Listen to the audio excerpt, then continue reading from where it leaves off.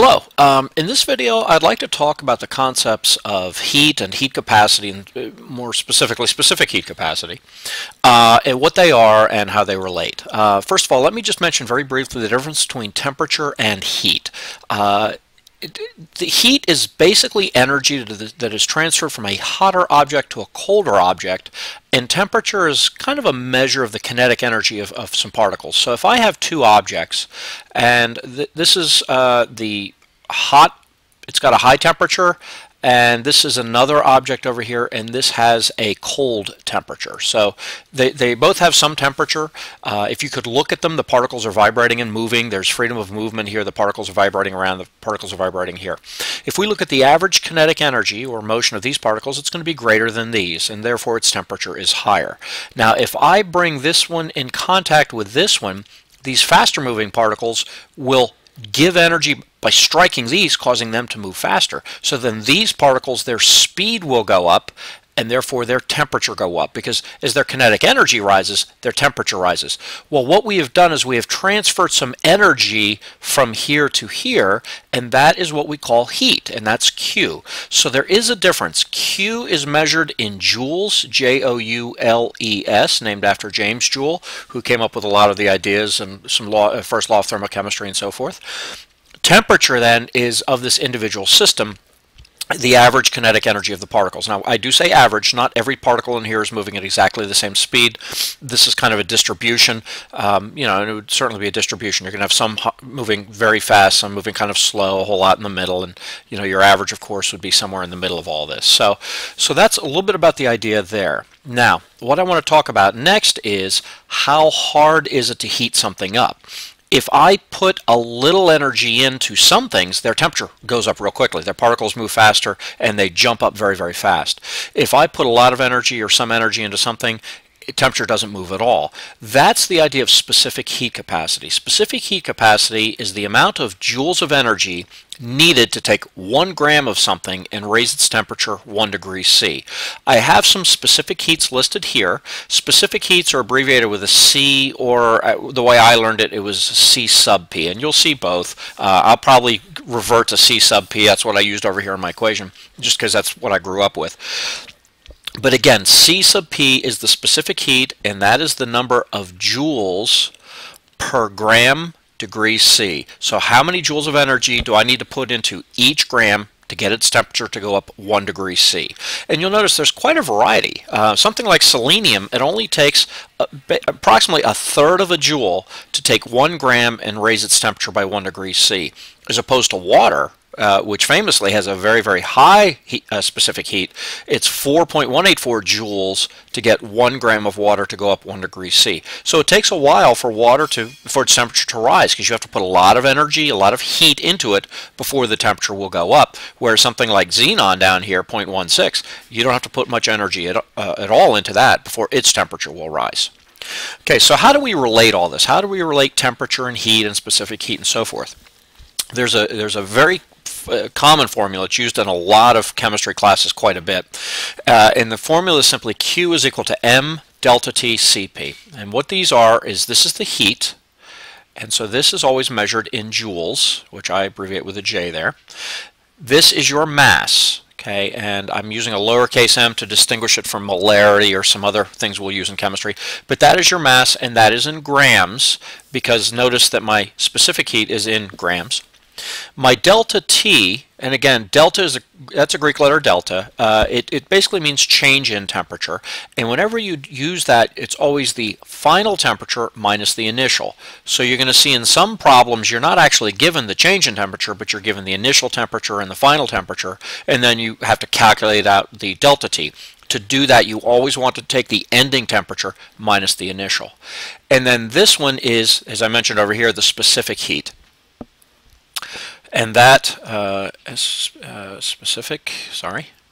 heat, my E looked a little funny there, specific heat, and that is measured in joules per gram degree C. Now, interestingly, notice in my formula, if I have joules per gram degree C and I multiply that by grams in degrees C, that cancels and my answer would be in joules, which is what Q is in. So if I take the mass times the delta T times the specific heat, the joules and degrees C's will cancel and my final units will be, I'm sorry, my grams and degrees C will cancel and my final answer will be in joules. So that's kind of how this works, and now what I'd like to do is just do a few problems and show you how these work. So in my first problem, which I'll kind of do right over here on the side, let me pick a different color here. Okay, it says how many grams of a sample of calcium carbide will be required if, as it cools from 74.2 to 11.5, it releases this much energy. And this is heat. The CP is given to you here. Okay. In this kind of a problem, they want grams. So basically that means I'm trying to solve for mass. So if you rearrange our equation, basically you'd want to divide both sides by delta T CP. That will cancel on this side. So on the other side, you're going to have Q over my delta T times my CP. So then we plug in, okay, how much heat was released? Well, the heat that was released here was 2680 or 2680. By convention, whenever they say it was released or given off, it's considered to be negative. You know, if I give away $1,000, my net value has gone down by 1,000. I've released that, so my value has gone down by 1,000. So it's the same thing here. If you're going to release heat, it's negative 2680, and that is in joules. Q is always in joules, divided by my delta T.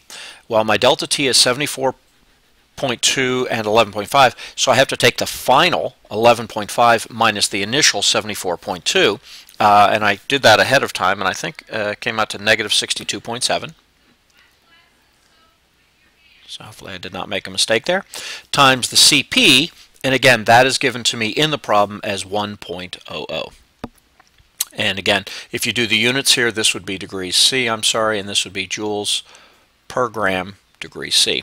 So what will happen is if you go through all this, you'll see the joules will cancel, the degree C's will cancel, I'll be left with grams, which is actually what I want. And when you do the math here, I got, again, this is negative, so it all cancels out, which makes sense. You shouldn't get a positive mass, or a negative mass, I should say. To 3 digits, I got negative, be positive, my apologies, 42.7. 42.7 grams. Okay, so that's how I would do that problem. Now again, please, just a few things to note here. When they ask, a lot of folks get confused about heat versus specific heat. There is a very distinct difference. Whenever they give you heat, that's your Q. Specific heat is always the CP number. Okay, so let me do this next problem because we're going to solve for something a little bit different here. So let me pick a different color so it's kind of clear which problem I'm solving. How much heat is required to raise the temperature of this many grams, this temperature change, and this specific heat? So notice here they're asking me for heat, so I'm really solving for Q. So the nice thing is I don't have to do any rearranging. I'm solving for Q. That will be equal to the M times the delta T times the CP. So I just plug in these variables. What is my mass in this problem? It is 789 grams times my delta T, so I take the 82.7 minus 25.0. Let me look here. I did that a moment ago as well, and I got 57.7. 57.7 degrees C times the specific heat, which is given to me as 2.05, and that is joules per gram degrees C. And again, notice as far as my units, my grams and degrees C will cancel, so my answer will be in joules, which would be correct, and that will give me the correct answer. And when I do this rounded to 3 digits, because that's pretty much what I have across the board here, I get 93,300 joules of energy. So that's how much energy would come out, or be absorbed, in this case. And again, notice it is positive. The heat, I'm putting energy into this acetic acid, which is causing its temperature to go up. So it makes sense if it was a positive sort of a heat change.